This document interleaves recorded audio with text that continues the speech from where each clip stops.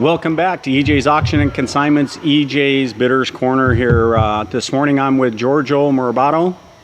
Did I get the name right? Morabito. Morabito. I'm terrible with names. I apologize very much for butchering your name. But again, thanks everybody for coming back. Giorgio is with Classic Space Unlimited. That's my company. That's his company. He is an interior designer and antiques appraiser. He's taught classes on period furniture. He is a professional pianist, as I just found out today and listening to him play this morning. A very talented guy. You were born in Valley Forge, Philadelphia? Pennsylvania. Pennsylvania.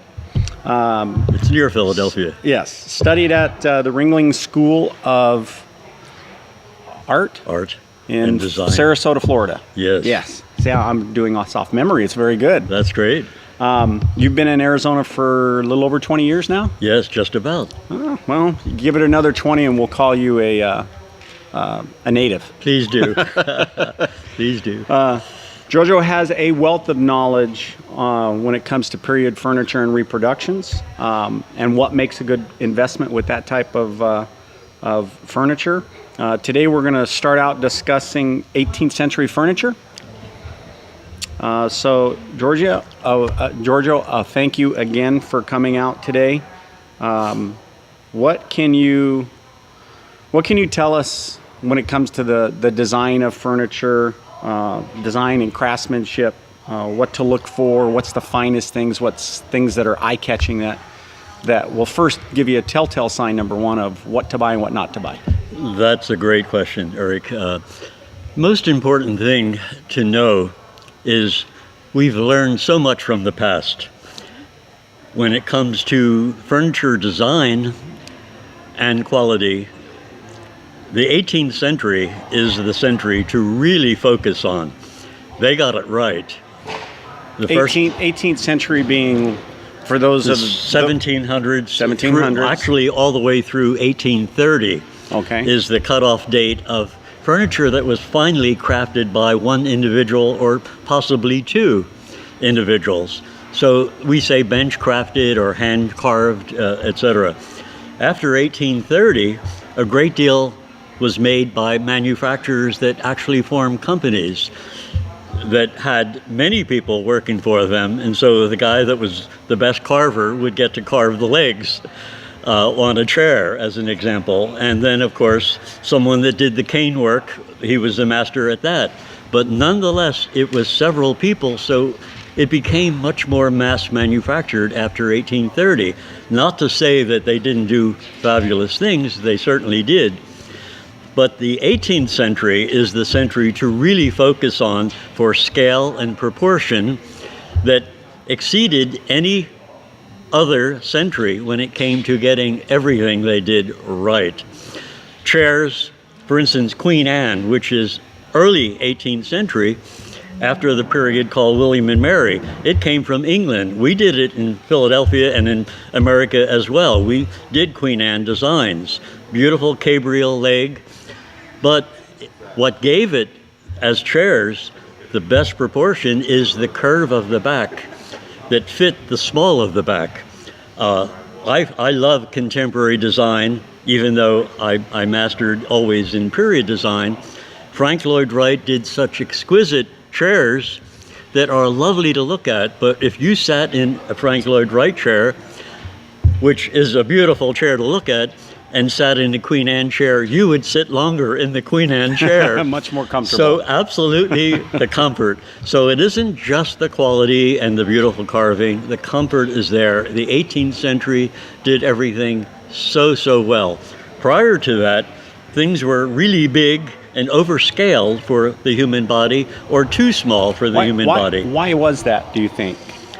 Well, the truly one person creating a piece of furniture has to be a master.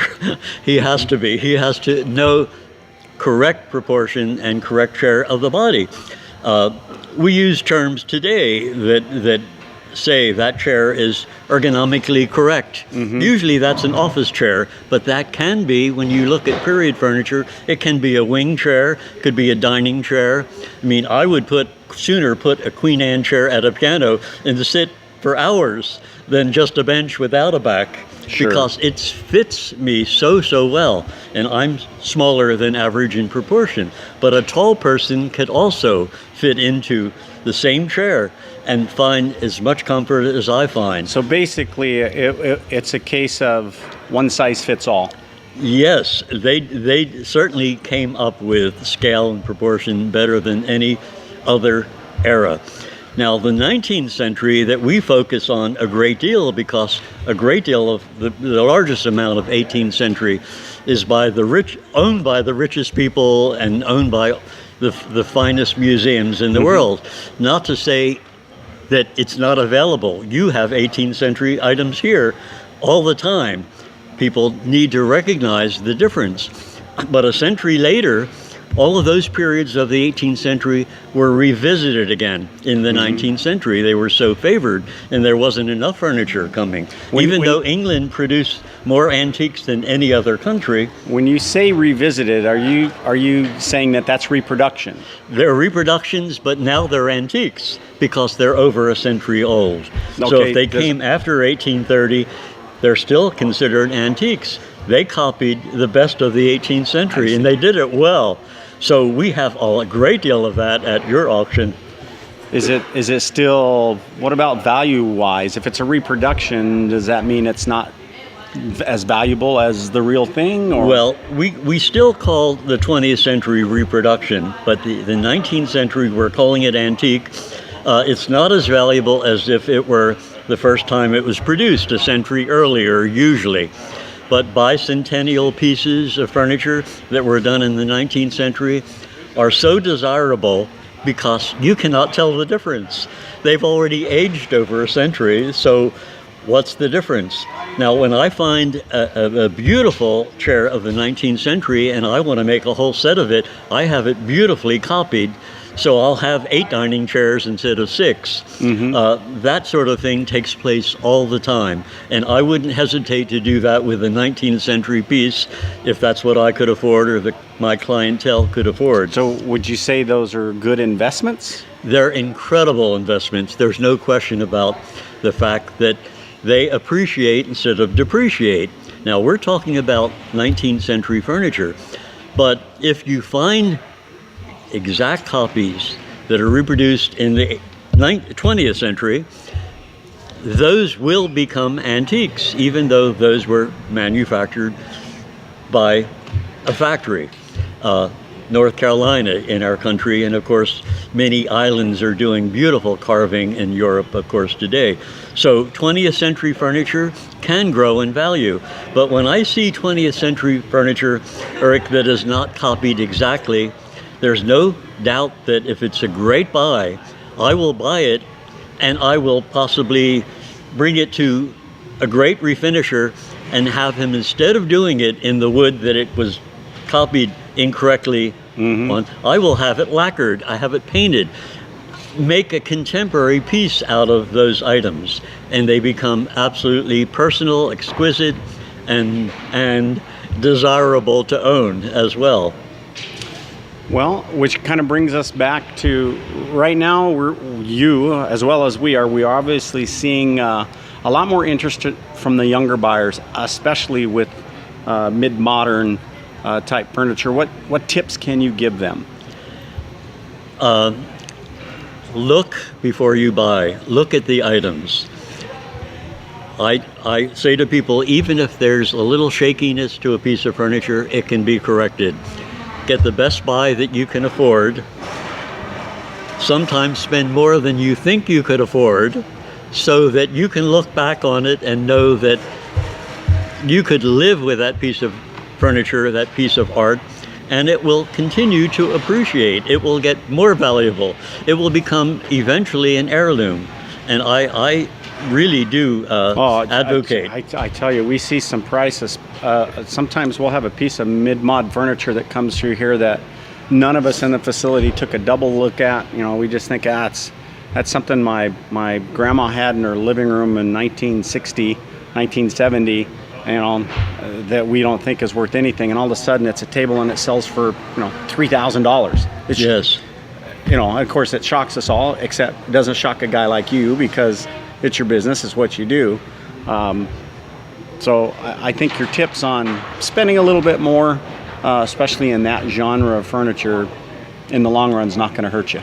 Well, Erik, I know that you have knowledge indeed of how people think, how people spend, and what is being sought after. However, there's always a bigger picture. I always say to people, see the possibility of using traditional furniture as an example in a contemporary room. Go further. Go mix, become eclectic in your thinking, and your house will be much more personal. The market value on things that are in an auction will always be more valuable than what people pay for them. I don't care what they pay. If it's a competitive item, if they spend more than they thought that it was worth, hold on, it will grow in value and you just used said correctly. Something. You just said something that kind of triggered something with me. You said eclectic.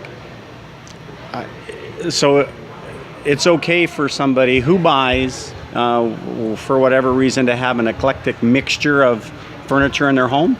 It's not only okay, it becomes very personal, very sophisticated, and one piece of furniture will show off the quality and value of the other piece. In other words, a very simple dining table, say a Parsons table or one with a pedestal that looks contemporary and you don't know the style or period. Put a very ornate chair, even if it's just the host and hostess chair, at that table. Parsons chairs that are all upholstered, and I see some very nice ones here at your auction too, as your side chairs, and you have an eclectic mix that's far more beautiful than what mass manufacturers do today, where every wood in the room is the same wood, every leg is the same. Ho-hum, what boring furniture and room can that be? Sure. People are much more interested today, I think too, young people are, and seeing what is being done that gives them a much more grown-up, sophisticated look. And as a result, you collect several styles and put them together. A period or traditional house doesn't need to have period and traditional furniture. Modern furniture, leather sectionals in a very traditional house look marvelous. They don't fit into the period, but they look even better when you have an incredible architectural background. Sure. Exactly, a mixture that makes it much more much more personal. Personalized. Rather than a store model room that you see in a store. Yeah, a sterile. And not at all personal. Also, of course, we're looking at the quality all the time. The quality that you buy at auction, and I've been shopping, believe it or not. I was interested in auctions in Atlantic City when I was a child. My family would vacation on the boardwalk, and there were auction houses, and it really amazed me to see people buying, when I was a youngster, antiques and wonderful items. And knowing what I began to know is they're worth so much more than what people were paying for them. So in other words, you don't know what you don't know. You don't know until you get out here and try, exactly, and experiment, and know your budget before so that you don't get carried away. But for certain, even with your art, your paintings, your sculpture that you have here, I'm amazed at the original items you have and how reasonably well they go. Well, thank you. And art is the most personal thing that you put in your house, much more so even than furniture. So you really, auctions are the way I love to shop for art. Whatever appeals to you. Art seems to be the surplus of items that we get here every week. So I see that. Talk about an eclectic mix. When it comes to art, it's an eclectic mix here because it's a people may have the most sterile house as far as their furniture goes, but the art on the wall can be everything from 1950s to 1800s, oil on canvas, portrait type stuff. So it's a pretty wide variety that you get. It truly is, and you can buy incredible originals here for a song, as we say, of what they're really worth. Sometimes, and you have enough days, giving 3 days plus the morning of the sale, you have enough time to really go online and look at some of the names that are on some of the art that you sell. Sure. I do that all the time. I check out what I don't know. You know, I've been in this field for more than a half a century, Eric. We won't tell anybody that. And you're still learning. I'm still learning. Yeah. I'm still a student, even though I teach and I help and I go to Europe and I find incredible things. But my favorite way of shopping as a designer, and I invite designers all the time, come with me and I'll show you a few things that you won't believe. Well, again, I want to thank you for coming out today. It's been a pleasure talking to you, and I'm sure our viewers are going to like some of the tips that you gave. Again, EJ's Auction Consignment, every Saturday we have the 3-ring circus here, meaning we have 3 live auctions going simultaneously. Everything from basically pots and pans to Picassos, it's here. We're at the corner of 59th Avenue and Bell. We're actually on the northeast corner, 59th Avenue and Bell. Again, every Saturday, doors open at 9. Auctions start at 10, 10:30, and 11. If you want to come in for preview, we open the doors every Wednesday through Friday, 9 a.m. to 5, the week of the auction, so you can preview what's coming up. Again, everything is online live for you to participate. If you can't be here, log online, bid live online, bid high, bid quick, bid often, and we'll see you next Saturday.